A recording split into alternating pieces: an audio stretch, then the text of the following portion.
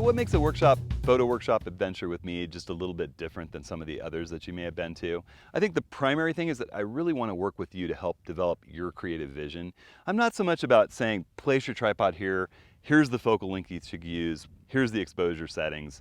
I'd like you to work with you so that you can roll into someplace on your own and really find your own creative stories to tell. And I just want to help you get a little bit better with finding that vision, refining it, and working with your equipment. Plus, we're going to explore a really beautiful place, have a great time together.